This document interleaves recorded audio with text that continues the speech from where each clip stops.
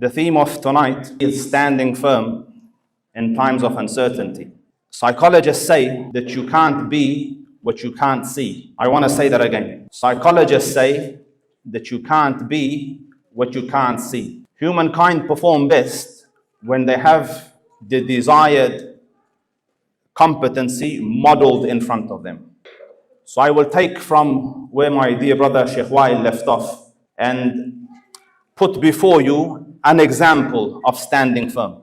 For those of you that want to check, this is in the book of Sifatul Safwa by Imam al-Jawzi rahimahullah ta'ala. And many years ago, one of the ugliest points in human history is referred to as the Crusades. So the Crusades were a time when both the church and the state decided to plunder Muslim lands. So soldiers from Europe came into Muslim lands, into the Holy Lands and around it, and killed and maimed and destroyed and ruined whatever they could in their wake. And as is the sunnah of the Dhul Arsh al-Majid, whenever wrong like that rises, Allah Rabbul Izzah rises up from the ummah those that will raise the banner of resistance and standing firm. One such man was Abu Qudama al-Shami, rahimahullah ta'ala. So this righteous scholar started to preach in the cities and in the masjids for the people to rise up, resist, fight back. And he would go masjid to masjid and encourage, motivate, wake the people up. And in this he spent his life. And once he was in Medina al-Munawwara, sitting in the masjid. So a person saw him and he said, Sheikh, you spent your life in this path of standing firm, standing for the cause of Allah, standing to resist occupation.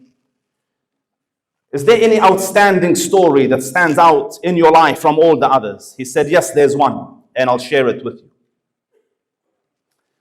He says, I went to the front lines, to the frontier, where the forces of Islam would meet the forces that had come to occupy and loot and plunder Muslim lands, the Crusaders. And in that city, he says, I went and talked in the masajid, and I motivated and encouraged people to spend in the path of Allah and take up arms in the path of Allah and defend the honor of Islam and the Muslims. And the young and old accepted, and young and old responded, and people that couldn't respond gave from their pockets and their wealth. And this happened for a few days on end. And then one night I went to my resting place, to my house, to my property, to my rental. And whilst I was there, I heard a knock on the door. So when I heard a knock on the door, I thought to myself, who is this? I'm in a foreign land. No one knows me here. So I went down, checked, opened the door, and a lady, fully clad, was in front of me. And she gave me a note in a little bag and didn't say anything and walked off.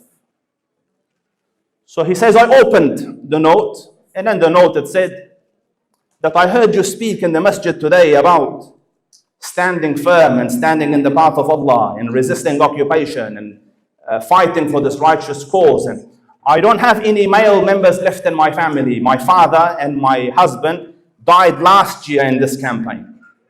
And I don't have any wealth to give.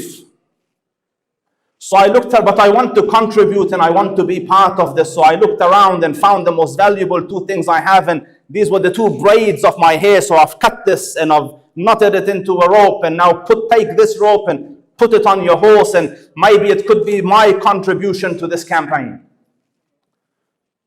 So Abu Qudama al-Shami says, I was fascinated by her conviction and by her stance and by her history and by her legacy, because already a father has gone, already a husband has gone.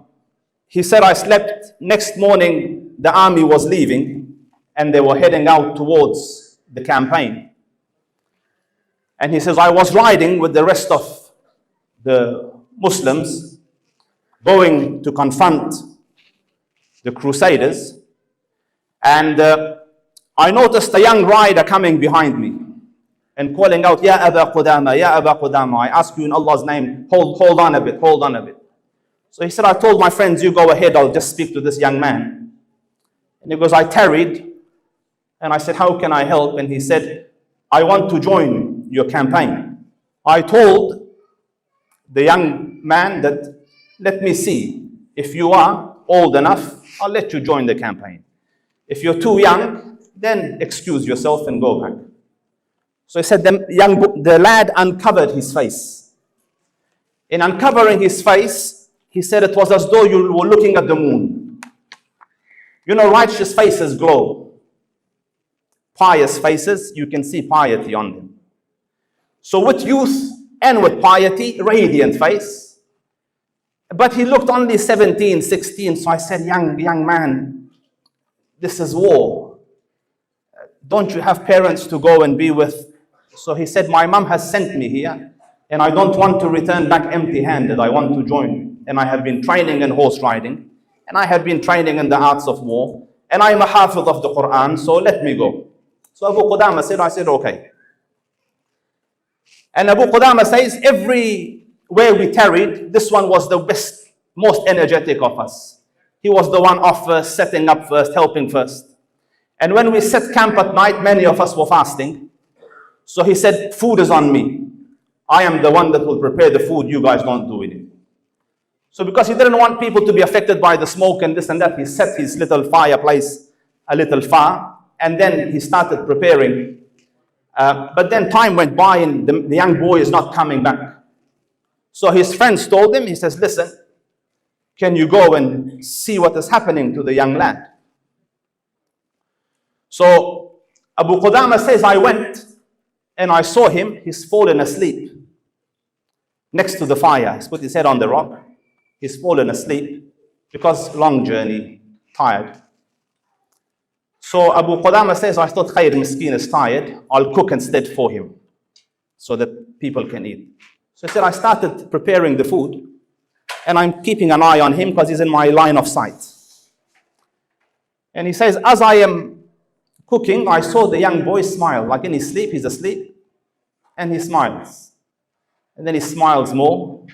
Then he does a little giggle and then laughs and then wakes up. So when he wakes up, he sees Abu Qudama's cooking. So he goes, Uncle, sorry, I fell asleep. Let me do this. He goes, no. Tell me the dream. What did you see? He goes, leave this, Abu Qudama, leave this. Because I asked you in Allah's name, tell me what you saw. So he said, I saw that the hour had been established. Qiyamah had come.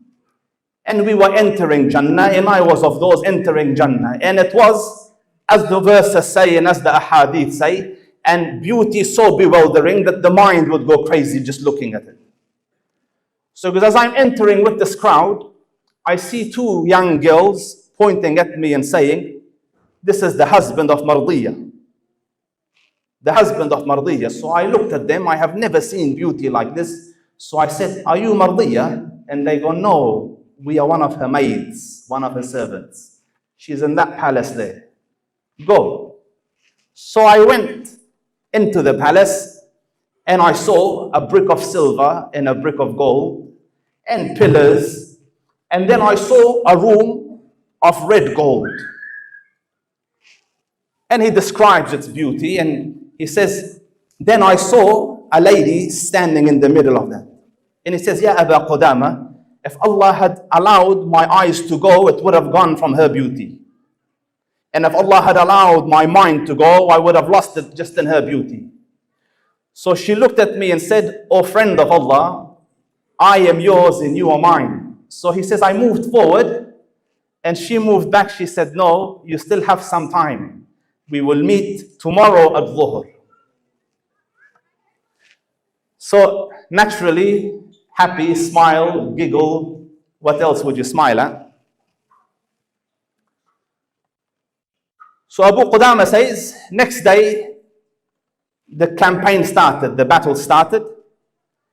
And I looked for the young man and he's moved into the forefront, like at the front of the line. So I went to him, I said, young man, this is battle. It's not like you have imagined. There's blood and bone here, broken limbs and cut. It's not. So he says, I know, but I'm not one to turn my back. So he ran in, and the battle started, and it continued. And by Dhuhr time, the enemy was uprooted and they fled. And the Muslims started to look for the fallen and look.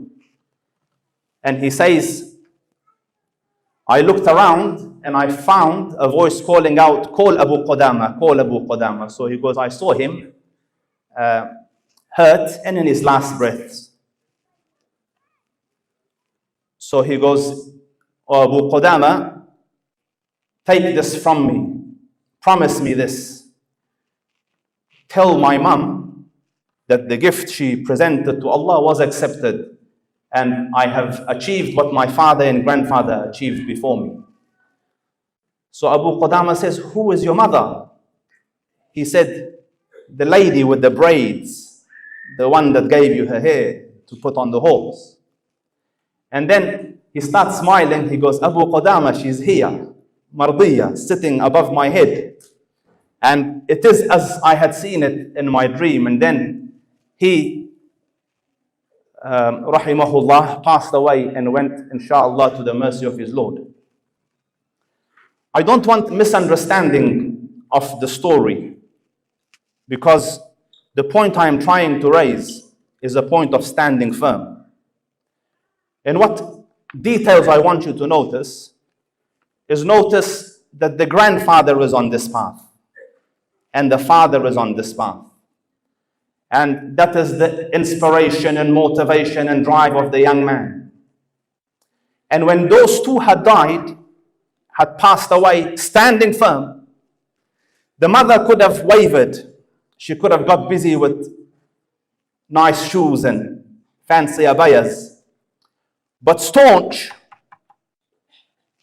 firm, so that even without them, she is pushing on that same path, standing firm.